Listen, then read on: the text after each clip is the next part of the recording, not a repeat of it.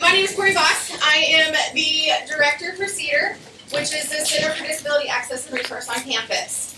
So, and then Aaron is our assistant director, and then somebody who you're going to want to remember is Eric Matson. He is our technology specialist. He is the one that's going to be helping you when you have a student that maybe has some vision issues that need things or in Braille, or if you have a student that needs access to audio versions of text format. He is going to be the person that helps you. He will be the one that helps you to make sure that, like, if you set up a Canvas page, it's not BB Learn, by the way, it's Canvas. He's the one that will help you set up to make sure your Canvas page is accessible. We have a lot of students that use screen readers on campus. So if you remember anybody's name, Eric, at CDAR. We are located in the Bruce Pittman building. If you don't know where that is, it's across the street, kitty corner from the Vandal School. I went the wrong direction. Appreciate it. All right. So this is the important piece about why CDAR exists, because it's the law. It follows the Americans with Disability Act, and it also follows Section 504. Some of you might be familiar of 504s in high school. That basically says that a student with a disability has right to accommodations in order to access their education. That carries over when after they turn 18. An IEP goes away, but they still have rights underneath Section 504 and the Americans with Disabilities Act. This is where it is important that we must comply with the regulations to be able to get our federal funding. We must comply with these regulations to make sure that we're not discriminating against people with disabilities. So we are in place to set up those accommodations, though. So if you have a student that ever comes to you and says, I have ADHD, I need accommodations, your response needs to be, great, have you connected with CDAR? And if they say no, then your response then needs to be, you need to connect with CDAR. I'm not able to give you accommodations unless you have an accommodation plan. That is what we do. So the student will come to us, and we will help set up an accommodation plan for them based off of their disability. So let's say we have a student that comes in that has a reading disability. We're going to have a conversation with them and talk to them about what are your barriers, what do you struggle with in academics. And so it could be that we help set them up with audio formats for textbooks, things like that. This is the piece that I like data. I find data really interesting. I think it helps to drive home certain points. The top one looks at over since 2000, how many students, what's increased in our office. So in 2000, sorry, I don't have my glasses, I can't see. 167 students is all that we served. 22 years later, we have 838 students that we served through our office last year. That, I believe, is about 11% of the population of students on University of Idaho campus, which is pretty comparable to the national average. Then these two quotes that I pulled from some research that I was looking at, I think are important. The top one, 2/3 of the students have an invisible or hidden disability. So you're not going to know. Just looking at them, you're not going to know. And then the other one that's really important to me, and I think is just a key point right here, you can say, basically, 1 in 4 people have a disability. So that would be like saying, 1 in 4 people in this room have a disability. And I think that's important to remember when you have your classes and things like that. 1 in 4 of those students potentially has a disability. Will they all have an accommodation plan? Probably not. But it is important to realize that. That's where I'm going to put my plug in for Universal Design for Learning. If you don't know anything about it, I would suggest you learn about it. Universal Design for Learning is a great way to take a look at setting up classes, setting up your content, anything like that, because it helps all students, not just the students with accommodations. Whoops, sorry, I don't want to show you that yet. So I think, and that's kind of the next slide too, but Universal Design for Learning, I'm a huge advocate for it, because really, it doesn't really matter if a student has a reading disability and needs an audio version. Should only that student have access to the audio version? Why can't your whole class have access? Maybe one day I have a migraine, and the thought of trying to read text is just a nightmare to me. So maybe that day, I can still get the assignment done, but I'm going to listen to it rather than read it. So having that accessible is really important. This other graph down here, I think it kind of tells you what kind of students, what kind of disabilities we serve. So the top one, psychological, that's going to be your mental health challenges. Anxiety, depression, PTSD, any of those. So as you can see, that's kind of a big chunk of who we serve on campus. And definitely with COVID, we've seen a huge increase with mental health challenges. Then we go down to ADHD, executive functioning. Those are your students that, organization is hard. They really have a tough time keeping track of things. Then you go into the chronic medical health. Those could be like diabetes, chromosomal different issues, things like that. And then it goes on from there. So one of the other things I always like to tell people, because people don't realize this, we also can do temporary accommodations. We definitely see an uptick in the wintertime. Students that tore their meniscus when they were skiing, slipped and fell, broke their arm. Those students, if they come into your classroom or they say, hey, I broke my arm, I can't write anymore, you're just like, great, have you connected with CDAR? And they're, most of the time, well, no, what is that? You're like, go to CDAR, they'll help set up accommodations on a temporary basis and give you some access, some tools that will help you with your writing skills. The next one is one of my favorite graphics. I think this is important. This really does speak to universal design for learning. We have equality, where everybody has the same box to stand on. But can everybody see? No. So then we have equity, so now we have changed it. We've given only that student that has a reading disability a box to see over. But everybody else, we want to ensure everybody's equal. And then the last one is, why can't we just make things accessible? Why can't we remove the barriers for everybody? So change the wood fence to a chain link fence. Everybody can see through. Everybody has equal access. And I think that's really a lens that I would love to see people looking through more often. This is the conversation about if you are working with a student and when to make a referral to our office. Never ever go up to a student and say, hey, I think you have ADHD. Don't do that. Go up to the student and say, hey, I notice you're really struggling. Did you know there's an office on campus that could potentially help you? I recommend maybe you connect with CDAR. Never call a student out for a disability.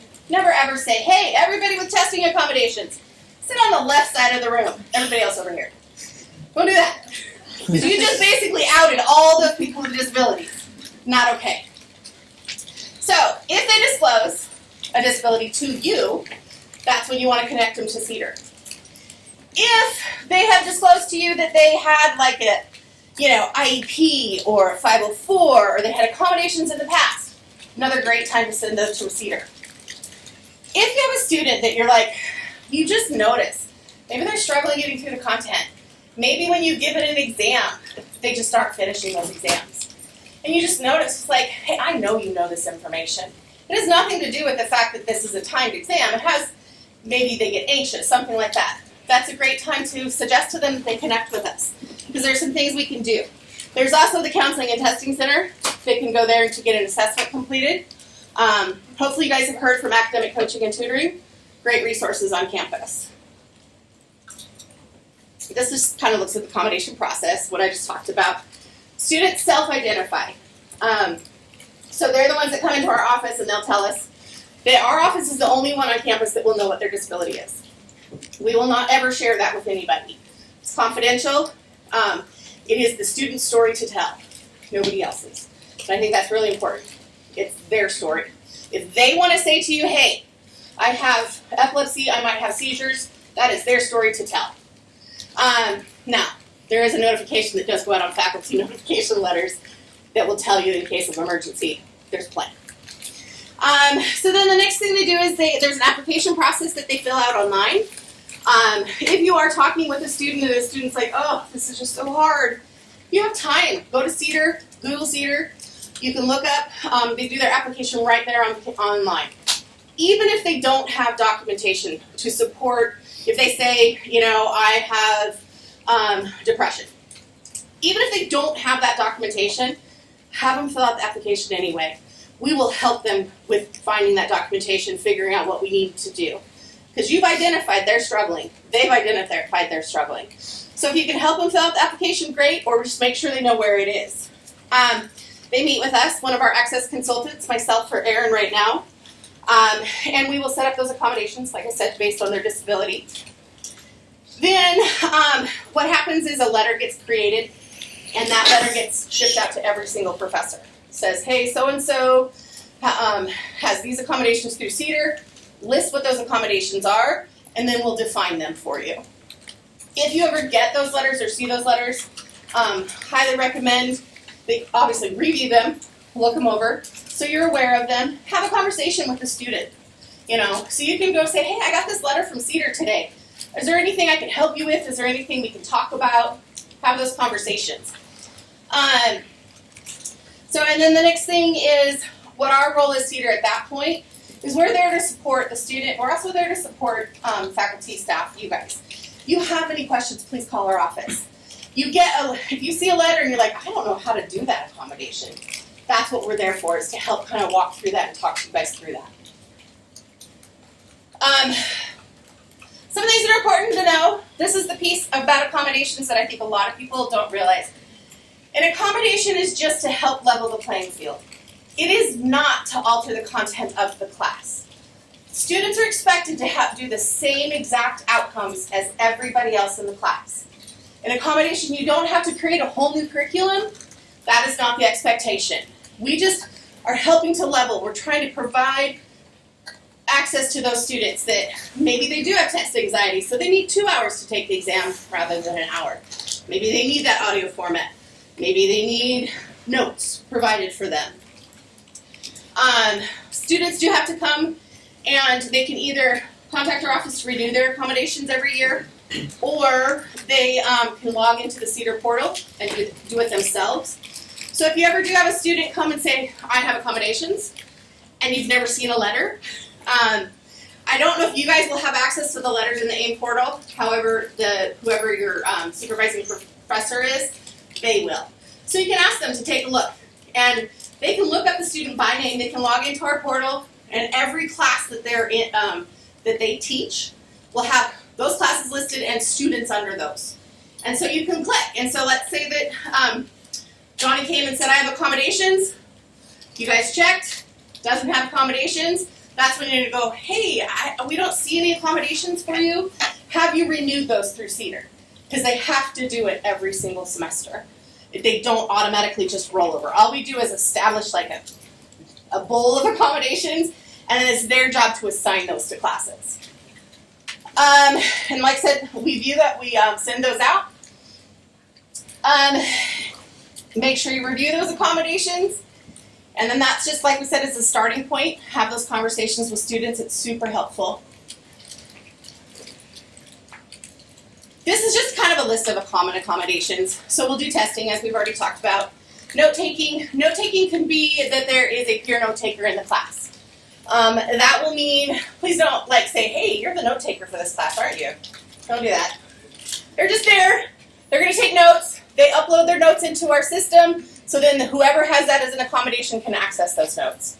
That is going to be changing, I'm hoping, in January. One of the biggest issues that I have heard from professors is that as soon as students get note-taking as an accommodation, they stop coming to class. And I don't like that. I want students to be responsible for their own education. So there is a program out there called Note Taker Express that we're looking into. CDAR's working on writing a proposal. And students actually can, when they go to class, they record it, they send the recording to Note Taker Express, and within 48 hours they will get notes back. So, students have to go to class. Important to me. So you'll also have students that might be recording your class. They use something, if you've ever heard of a smart pen, they're the coolest tools in the world. What they do is basically they go and have special paper, and once they turn the pen on, it will record the lecture, and anything they write on their paper, even if it's just a heart, they can go back, touch that heart, and that recording will go right back to what the instructor was talking about right then. So a lot of students have those as an accommodation. I push the smart pen a lot more than I do note taking, because in my mind, that's a tool that you can take for the rest of your life. You're not going to have a note taker follow you around for the rest of your life. So I like the idea of the smart pens. We also will do attendance based. So you might see that the student has permission to miss class. That could due to a medical flare. Students are required to contact you each and every time, however. They are need to contact and say, I'm having a medical flare today, I am not able to make it to class. Now, we do ask that they do that as soon as possible. There will be times they cannot do it before class. So it might be, maybe an hour or two afterwards. Times that I can tell, like maybe a student has seizures. Seizures can knock you flat. So you just aren't capable of doing that email right then. But they do need to let you know as soon as possible. And then also we do ones like you can turn assignments in 1 to 2 days late. We do not provide an accommodation beyond 1 to 2 days late. There is a flexible assignment one, but that's something that you work out with the student. But 1 to 2 days late, once again though, they have to let you know. It's not like, if the assignment's due on Tuesday and they email you on Wednesday and say, hey, my assignment's going to be late, that doesn't work. They needed to let you know as soon as possible. Physical. We have had to move classes before due to somebody that might be in a wheelchair or have mobility issues, different things. We might alter the class, put a standing desk in, a lower table, things like that. Typically, it's not really going to impact you, just the fact that odd furniture might show up in your classroom occasionally. As an instructor, or being here, there is language that should go into every single syllabus. Please check the syllabi that you guys have access to. We have updated that statement. And the way you'll know if it's the updated one, it talks about Title IX pregnancy accommodations. If the syllabus statement that you see in your professor's syllabi does not say anything about pregnancy, that's the old one. So the new one is on the webpage. It's also, I've sent it out in multiple ways. A lot of these are redundant. I'm sorry. Make sure you're consistent with your accommodations. If you're going to do it for one student, make sure you do it for others. Like one accommodation I get asked for a lot is, well, in high school I was allowed to retake my exams. We don't do that. But if you do choose to let that student with a disability retake the exam, be prepared to let every single other person in that classroom retake that exam. You need to be consistent. What you do for one, you should be willing to do for another. There's a thing on campus, they say, when we've set a precedence, super important. If you set a precedence, you're going to get stuck with that from OCRI. I think that's it, and I know this keeps going, but be open and have those conversations. Be private with the student. Make sure that you keep their information private. Let's see. What's out of whack? Sorry. Safety procedures, if you have those in your classrooms, things like that. Service animals, they are allowed in labs. You will have, and it doesn't matter, they are allowed in labs. As a service animal, there is a documented reason why that person has that animal in a lab. Now, they don't have to wear a vest. You cannot ask a student why you have a service animal. You cannot say, what's your disability, so you have that animal. You can ask them, what does that animal do to help you? And there's one other question. I can't remember what it is right now. Anybody else know the other question? The tasks. The tasks. Yeah, okay. that the animal's trained to do. Yes, Ben. My understanding is this a service animal, and then what tasks does this animal provide for you? Yes. You cannot ask any medical information about the person. 100%. That was it right there. I just always forget what the two. I think I get them out, but I just don't remember like the order. One of the things, we do have students that have emotional support animals. Those are two different things. Emotional support animals are allowed in housing, and that is it. They are not allowed in classrooms. And so you will have, when you see an accommodation letter, it will say on the accommodation letter that the student is allowed a service animal in class. So that will be listed.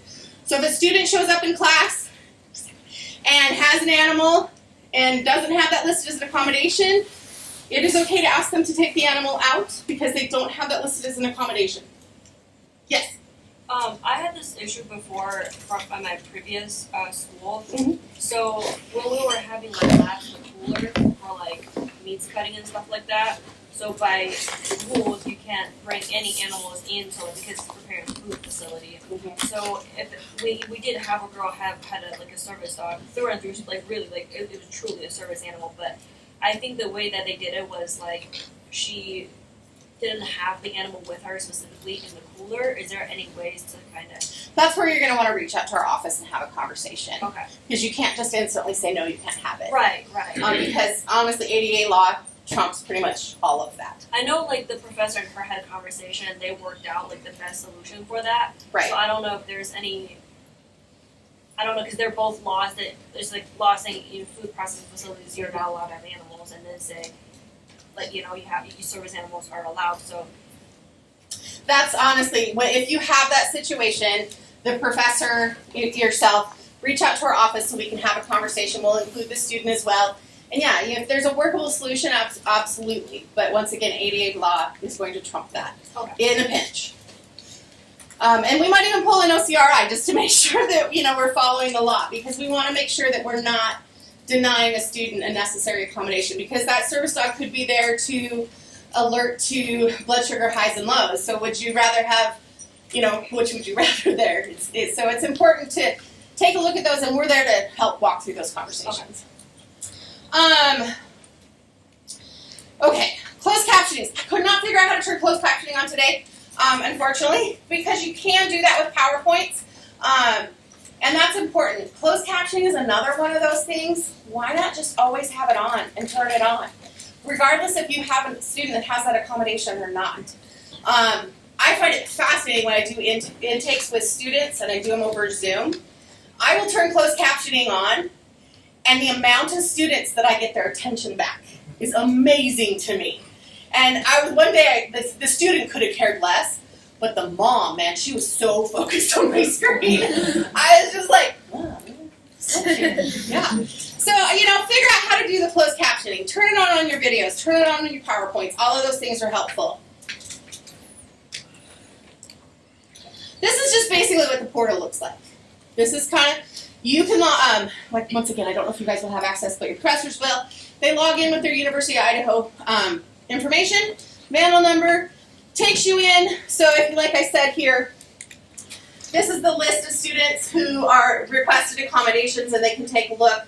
And so like here, this just says, yes, they have testing accommodations, and then there's those other acronyms mean different things too. So if you don't have access, ask your professor about it, because they can show you what it looks like. I absolutely love this system. It keeps everything housed in one spot. We can also track, if a student will come in and says, well, you never sent out my accommodation letters. I can look and go, well, actually they were sent on July 15th at 8:15 in the morning. I can do that for professors too. They'll say, I never saw the letter. I'm like, well, I sent it on July whatever, but I'm happy to send it again. But it tracks all of that for us, which is great. Testing, I don't know how much you guys will be involved in testing. Yes, no, maybe, yes. Okay, cool. So the testing, if they have testing accommodations, like I said, most of the time they're happening at the testing center in the basement of the Bruce Pittman. There's some changes this year. Students cannot schedule their exams unless the instructor has put in the exam proctoring instructions. Those are on the accommodation letters that get sent out. There's a red box at the top. This professor just clicks on it and enters those exam proctoring instructions, and he only has to do it one time for each class. But that's different. Last year, students could go ahead and schedule exams even though those weren't in there. We're not doing that anymore. Students do, and it doesn't mean you have to upload the exam. It's just the instructions. And that could be students are allowed calculators, students are allowed notes, whatever those instructions might be. And the dates of exams. Students have to schedule them 7 days in advance because we have to be able to get a hold of those exams, make sure all the accommodations are in place, make sure we have space for that, all of that. Typically a student, instead of going to class that day, they'll come to the testing services and take their exam there. That's where we give them the double time, private room, whatever it is that their accommodations state. Some professors choose to provide those accommodations themselves, which is fine, but you've got to make sure you follow the accommodations. Just makes it a little easier if they go to the testing services, because we set all that up for you. You can alter the EPI. Exams can be uploaded to the CDAR portal, and then once students are done, we can upload the exams back into the portal. Professors can access them, or professors can let us know that they're just going to pick them up that day, whichever works for them. Ooh, I talked fast. Anyway, that's the contact information and whatnot. Any questions? Yeah. Does Canvas pre-populate anything from CDAR, or is it a totally different? No. Canvas and it's the CDAR portal, they don't talk to each other. But so like if you have a this part on Canvas though, like when you get your accommodation letter, and if you're ones that do your exam online, you'll need to go in and extend it out. Extend out that if they have double time, whatever that might be, you're going to want to make sure on Canvas to extend that time out. Other questions?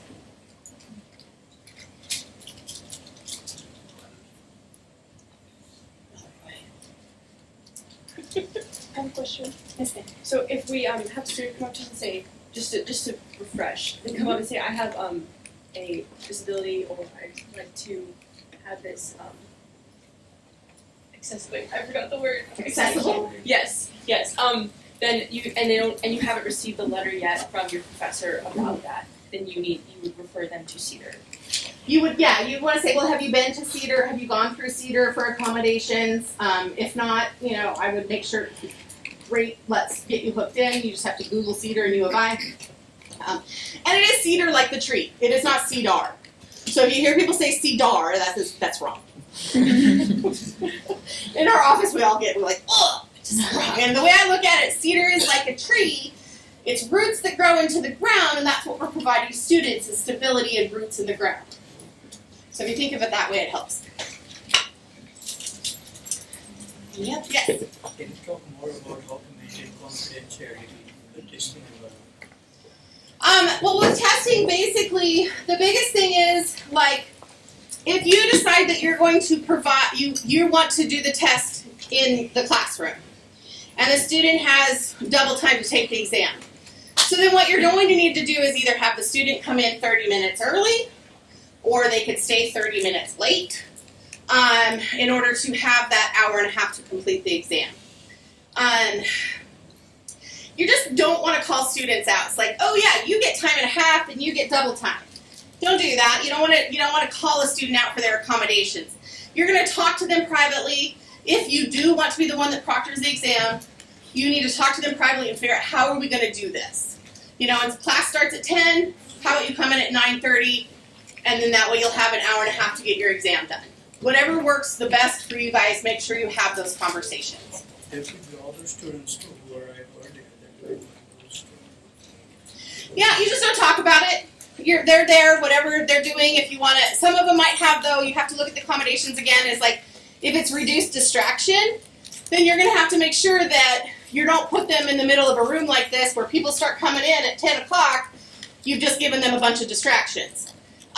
So it really, honestly, in order to make sure you're meeting the needs of the student, it honestly is better just to do it through testing services, because we can make sure all those accommodations are met. There's one over here, yes. The service dogs don't have to be arrested. No, they do not. And what were the two questions that you could ask? Is this a service animal? What tasks does it help you with?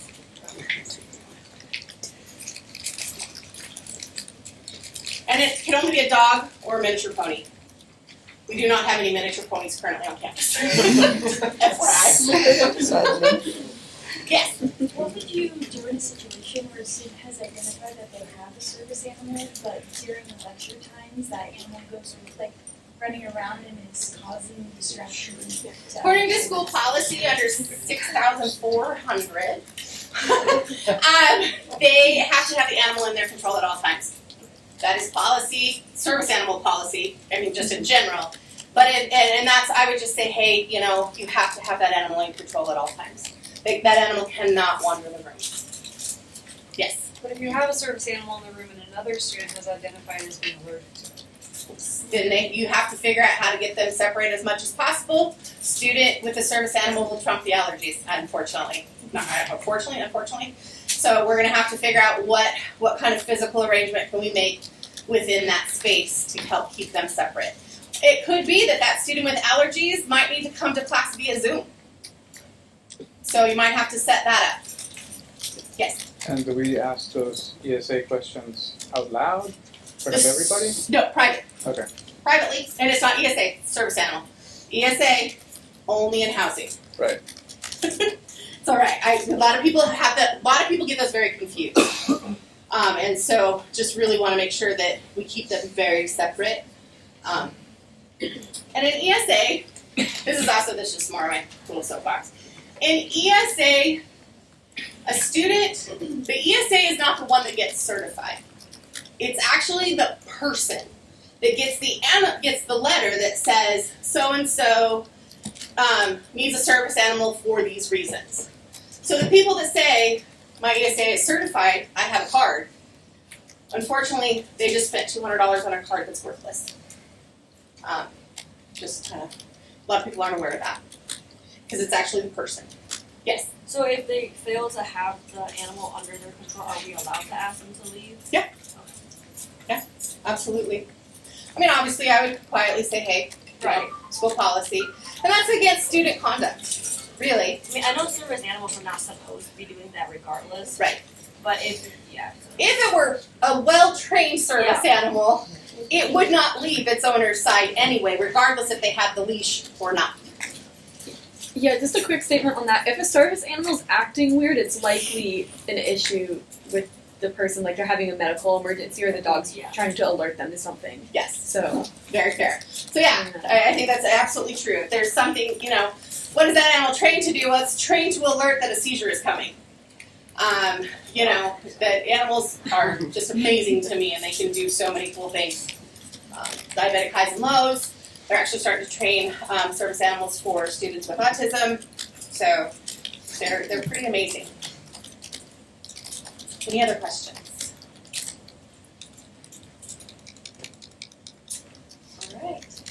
Well, like I said, we are there. We are available. If you have any additional questions, feel free to email me. Email CDAR, our main webpage. Call, stop by. We love to have chats and visits. Aaron and I both have extensive backgrounds in special education, so this is pretty important to us, and we both have lots of knowledge in the area of disabilities, so more than happy to help.